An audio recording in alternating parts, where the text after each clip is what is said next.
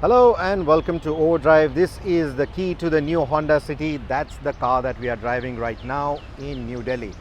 So yeah, the key that remains unchanged is the same as the previous key, but there are some changes to the car. This is now a facelifted Honda City. Now you might wonder, it just came out in 2020, June 2020. So why do they have a facelift so early, within 2.5 years? Well, the reason is the car is not actually 2.5 years old. It was launched in the Asian market in 2019. So it has been some time since it has been out. However, the facelift debuts in India and then it will go to the rest of the world. So that's a very good news. The Indian market is still one of the biggest markets for the Honda City, and that is why the facelift debuts here. So what does this facelift bring to the table? Let's take a closer look. The headlights, well, they remain unchanged. You get the 9 segments of LEDs on the top end model. On the mid-level trims, you will get a projector beam lamp and a different module for the high beam. So it's a 2-pot arrangement for the mid-level trims, but on the top end you get this 9-segment LED headlight. That remains unchanged, but if you see next to that, there is now a new treatment for the grille. A new mesh treatment. You will see a new mesh treatment down in the bumper as well, and even the fog lamp housing has a different design. So you get this shroud that connects to the new mesh arrangement, and if you take a closer look, you will also see a carbon fiber finish on the lower trim. So that's the big change to the front. Now in the mid-level trims, this fog lamp housing will change. What you will essentially get is just this unit. You will not get this black applique that connects to the center of the bumper. You will not even get this pronounced chin, so to say. You will get it in the body color, but you will not get this kind of a black applique that enhances that look. So you'll not get that. So that's going to be the difference between the mid and the top level trims. You will also get different wheels. So now this is the top trim again. You are getting a different diamond cut wheel design. This is the 16-incher that you get on the top end model. It's shot with 185 section tires. On the mid-level trim, you will again get a new alloy wheel design, but that will be a 15-inch rim. Moving over to the side, no real changes there on the side. And again, if you move over to the rear end, no changes to the tail light. However, the rear end looks new, and that is because of this spoiler element that you get on the boot lid, and lower down in the bumper you get a diffuser kind of element with the same kind of carbon fiber finish that we saw at the front. This is not real carbon fiber, this is for carbon fiber design. And the other new thing is the color that you see here. This is a new blue color that they've launched with this car. This color has existed on the previous generations of the Honda City, if I'm not wrong, but not in the Indian market, in the global market. And this color now debuts in India with the facelift of the 5th generation Honda City. Let me know what do you think about these changes. Let me know what do you think about this color. Will this be the color that you would choose if you're buying the new Honda City, or would you go with the more traditional grays, whites, blacks, etc.? Or would you choose the red that debuted with the hybrid? Speaking of the hybrid, so you saw last year that the hybrid had a different fascia compared to the petrol or the diesel Honda City. However, from 2023 now, with this facelift, this fascia will now also go on to the hybrid. So the clawed effect that you had on the fog lamps of the hybrid is gone. What you get are these same hybrids, these same design elements even on the hybrid. So the only way to differentiate the hybrid from the standard petrol is of course the badging and the blue Honda logo which you get on the hybrid, whereas on the petrol you get the black. The diesel has been axed from the lineup. There's no more diesel. The ID Tech is gone, and that's because of the BS6 Phase 2 norms. They could have made that engine compliant for the BS6 Phase 2 norms, but then again the cost wouldn't have made any financial sense. The hybrid sort of tries to fill into the void that the diesel will now leave. To that effect, they've also introduced a new V trim on the hybrid. Now, if you remember, the V was the baseline trim for the 5th generation Honda City, but now with the facelift, you have a new S trim which starts at 11.49 lakh rupees ex-showroom. So they've dropped the starting price by introducing the S trim. The S trim will lose out on a few features, of course, but on the hybrid, you can now also get it in the V trim. It's not only available in the ZX trim, which is the top end trim. You can also get the V trim, which is second in line. So that starts at I think 18.5 lakh ex-showroom, if I'm not wrong, and that will make it more accessible to the masses compared to the top line hybrid. Now let me step into the cabin. Let's switch to a wide angle camera. But yeah, before we do that, no changes to the door pad, no changes to the trim here. The door pockets, everything remains the same.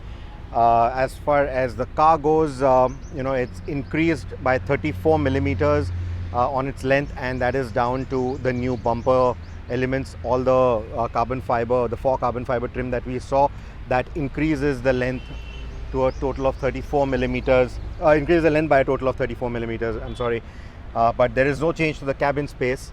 The cabin space remains the same. We've always liked and appreciated the cabin space on the Honda City, including the rear seat space, etc. So all of that will remain unchanged even with the facelift. Now stepping into the cabin, what you'll see is the same instrumentation that was there previously, which means that you get an analog speedometer, and then you get a display on the side, which is also customizable using the switches. Here you can, let's just close the door and let me show you that. So you can also make changes to the screen.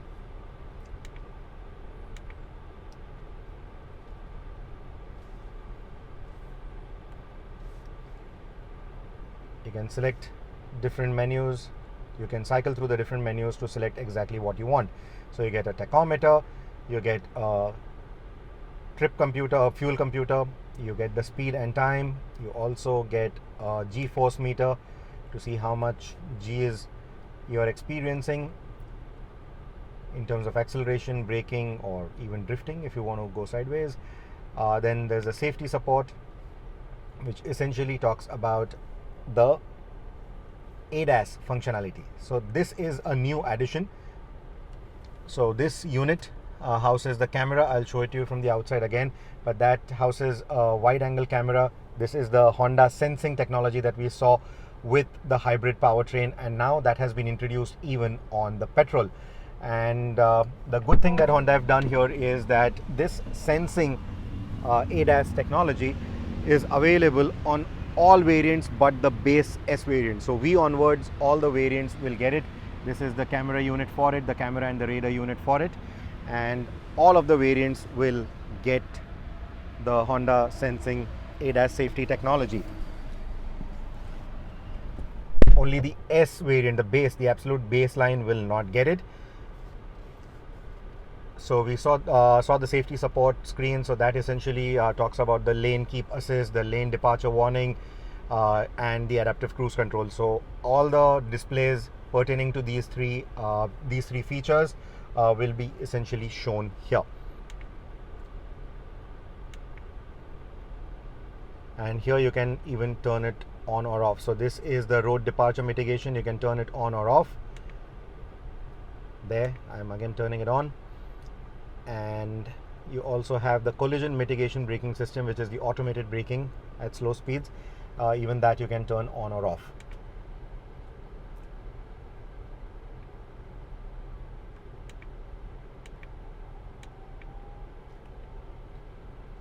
Then you can go into settings.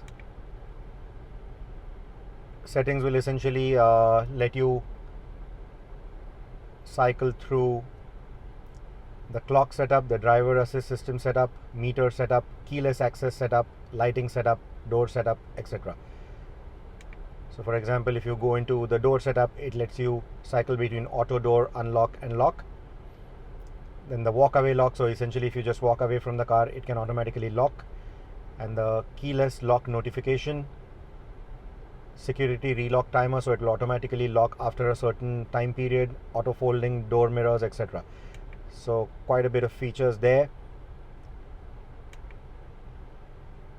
But yeah, you get the idea. So all these can be switched on from the screen.